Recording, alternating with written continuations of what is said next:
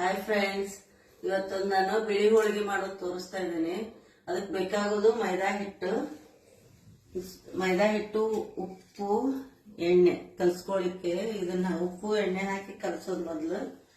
ಆಮೇಲೆ ಅಕ್ಕಿ ಹಿಟ್ಟು ಇದನ್ನ ಉಕ್ಕರಿಸ್ಕೊಂಡು ಅದ್ರೊಳಗೆ ಸ್ಟಫಿಂಗ್ ಮಾಡೋದು. ಇದಕ್ಕೆ ಮಾಡ್ಲಿಕ್ಕೆ ಅಕ್ಕಿ ಹಿಟ್ಟು ಮೊದಲಿಗೆ ಮೈದಾ ಹಿಟ್ಟು ಕಲ್ಸ್ಕೋಬೇಕು. ಆಯಿಲ್ ಹಾಕಿ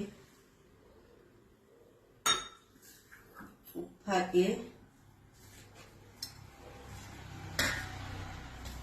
ಮೈದಾ ಹಿಟ್ಟು ಕಲಿಸ್ತೇನೆ. ಈಗ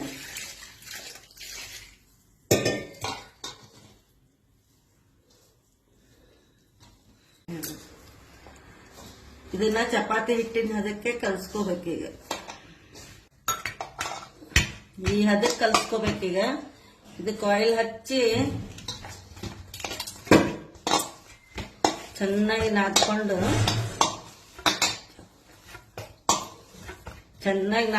ಇದನ್ನ 15-20 ನಿಮಿಷ ಅಥವಾ ಅರ್ಧ ಗಂಟೆ ಆದ್ರೂ ನೆನೆಸಿದ್ರು ಪರವಾಗಿಲ್ಲ. ಚೆನ್ನಾಗಿ ನೆನೆಸ್ಬೇಕು. ಇದನ್ನ ನೆನೆಲಿಕ್ಕೆ ಇಟ್ಬಿಡ್ಬೇಕು. ಮುಚ್ಚಿಟ್ಬಿಡೋದು. ಈ ತರ ಕಲಸಿಟ್ಟು ಮುಚ್ಚಿಟ್ಬಿಡೋದಿಲ್ಲ. ಈಗ ಇದು ಒಳಗೆ ಸ್ಟಫಿಂಗ್ ಮಾಡ್ಲಿಕ್ಕೆ ಇದು ಅಕ್ಕಿ ಹಿಟ್ಟು. ಇದು 1 ಲೋಟ ತಗೊಂಡಿದೀನಿ. 2 ಲೋಟ ನೀರು ಹಾಕ್ಬೇಕು ಉಕ್ಕರಿಸ್ಲಿಕ್ಕೆ. ಈಗ 2 ಲೋಟ ನೀರು ಹಾಕಿ ಉಕ್ಕರಿಸ್ಬೇಕು.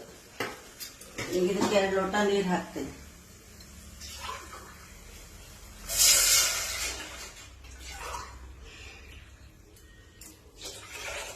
ಈಗ 2 ಲೋಟ ನೀರು ಹಾಕಿದ್ದೀನಿ.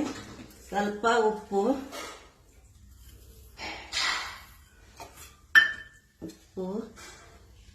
ಎಣ್ಣೆ ಹಾಕಿ ಇಡ್ಬೇಕಿದು. ಕುದಿ ಬಂದ್ಮೇಲೆ ಅಕ್ಕಿ ಹಿಟ್ಟು ಹಾಕಿ ಕೈ ಆಡ್ಸೋದು, ಉಕ್ಕರಿಸ್ಕೊಳ್ಳೋದು. ನೀರು ಕುದಿ ಬಂದಿದೆ. ಹಿಟ್ಟು ಹಾಕಿ ಇದನ್ನ ಉಕ್ಕರಿಸ್ತೇನೆ. ಈಗ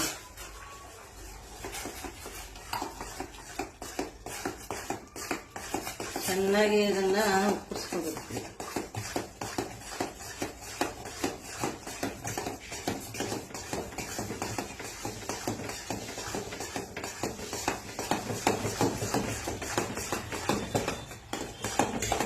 ಇದು ಗಟ್ಟಿ ಆಗೋವರೆಗೂ 2 ನಿಮಿಷ ಕೈ ಇದು ಮಾಡಬೇಕು. ಕೈ ಆಡಿಸ್ತಾನೆ ಇರಬೇಕು.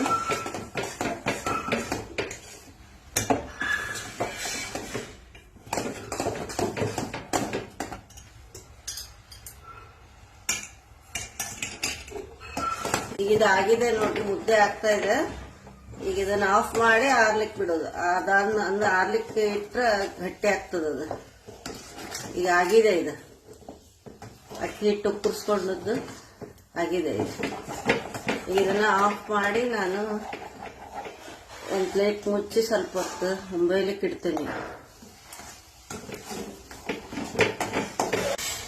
ಈಗ ಇದನ್ನ ಆಫ್ ಮಾಡಿ ಈ ತರ ಮುಚ್ಚಿಡ್ತೀನಿ.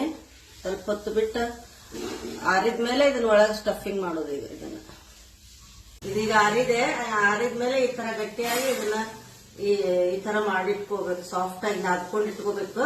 ಆಮೇಲೆ ಇದನ್ನ ಇದರಲ್ಲಿ ಮೈದಾ ಹಿಟ್ಟೊಳಗೆ ಹಾಕಿ ಸ್ಟಫಿಂಗ್ ಮಾಡಿ ಹೋಳಿಗೆ ಮಾಡೋದು, ಬಿಳಿ ಹೋಳಿಗೆ ಮಾಡೋದು.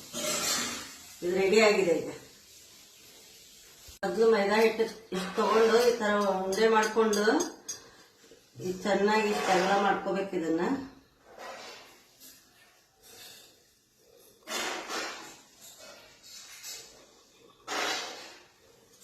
ಅಗ್ಲ ಮಾಡ್ಕೊಂಡು ಹಿಂಗೆ ಸ್ಟಫಿಂಗ್ ಒಳಗಡೆ ಇದನ್ನ ಹಾಕಿ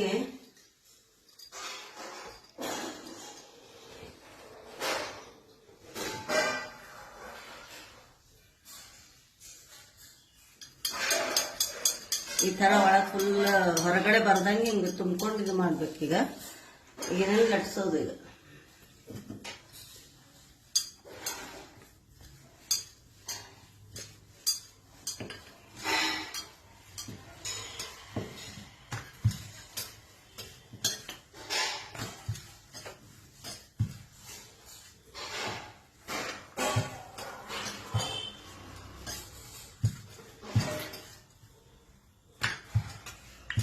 ತುದಿಗೆ ಎಲ್ಲಾ ಕಡೆನೂ ಲಟ್ಟಿಸ್ಕೋಬೇಕು. ಹಿಂಗೆ ತುದಿಗೆ ದಪ್ಪ ಇರಬಾರ್ದು ತುದಿ ಎಲ್ಲ.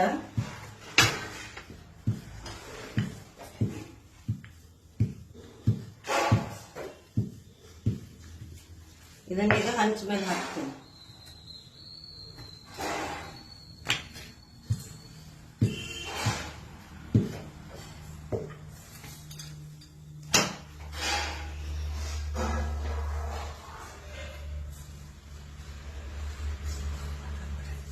ಈಗ ಆಯಿಲ್ ಹಚ್ತಾ ಇದ್ದೀನಿ. ಇದಾಗೋವರೆಗೂ ಇನ್ನೊಂದು ಮಾಡಿ ತೋರಿಸ್ತೀನಿ ನಿಮ್ಗೆ.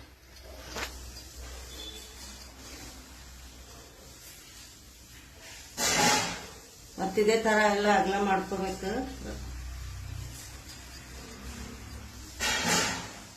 ಮಾಡ್ಕೊಂಡು ಈ ತರ ಒಂದು ದೊಡ್ಡ ಉಂಡೆ ತಗೊಂಡು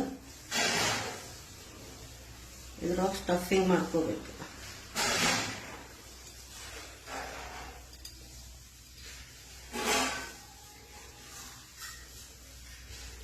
ಚೆನ್ನಾಗಿ ಇದನ್ನ ಸ್ಟಫ್ ಮಾಡ್ಬೇಕು, ಇಲ್ಲಾಂದ್ರೆ ಹೊರಗಡೆ ಬಿಚ್ಚಿ ಬಂದ್ಬಿಡ್ತದ. ಸರಿಯಾಗಿ ಇದನ್ನ ಸ್ಟಫಿಂಗ್ ಮಾಡ್ಕೊಂಡು ಉಂಡೆ ಮಾಡ್ಕೊಂಡು ಮತ್ತೆ ಲಟ್ಸೋದು ಈ ಥರನೇ.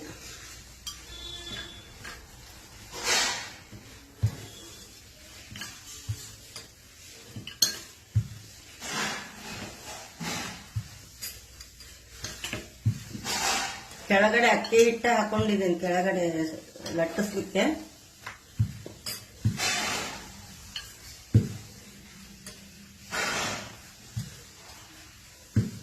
ತುದಿ ತುದಿ ಎಲ್ಲ ಲಟ್ಟಿಸ್ಕೊಬೇಕೀಗ. ಇದನ್ನೀಗ ಹೊರಳಿಸಿ ಹಾಕೋದಿದೆ.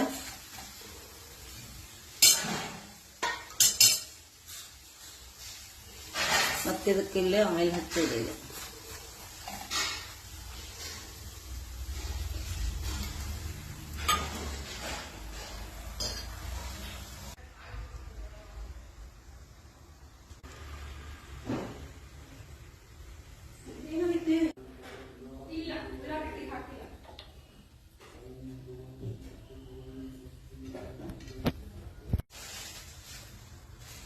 ಯಾವ ತರ ಉಬ್ಬಿದೆ ನೋಡಿ ಫ್ರೆಂಡ್ಸ್. ಈಗ ಇದು ಆಗಿದೆ,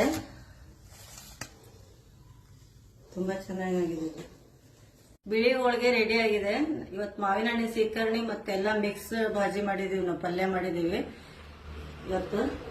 ಇದು ಬಿಳಿ ಹೋಳಿಗೆಗೆ ಮಾವಿನ ಹಣ್ಣು ಸೀಕರ್ಣಿ ತುಂಬಾ ಟೇಸ್ಟ್ ಆಗ್ತದೆ. ಬಿಳಿ ಹೋಳಿಗೆ ಮಾವಿನ ಹಣ್ಣು ಸೀಕರ್ಣಿ ಮತ್ತೆ ಎಲ್ಲ ಮಿಕ್ಸೆಡ್ ಭಾಜಿ ಮಾಡಿದೀವಿ, ಪಲ್ಯ ಮಾಡಿದೀವಿ. ಇದು ಟೇಸ್ಟ್ ನೋಡ್ತೀನಿ.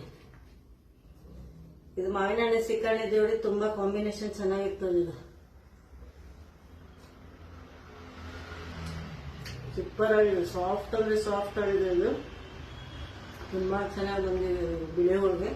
ನೀವು ಮಾಡಿ ನೋಡಿ ಟ್ರೈ ಮಾಡ್ರಿ. ಇದು ಪಲ್ಯ ಮಿಕ್ಸ್ ಪಲ್ಯನೂ ಒಂದ್ಸರಿ ನೋಡ್ತೀನಿ ಟೇಸ್ಟ್.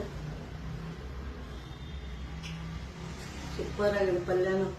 ಮಿಕ್ಸ್ ಪಲ್ಯ ಮತ್ತೆ ಮಾವಿನ ಹಣ್ಣು ಸೀಕರ್ಣಿ ಬಿಳಿ ಹೋಳಿಗೆ ತುಂಬಾ ಚೆನ್ನಾಗಿದೆ. ನೀವು ಮಾಡಿ ನೋಡಿ ಹೇಳ್ರಿ.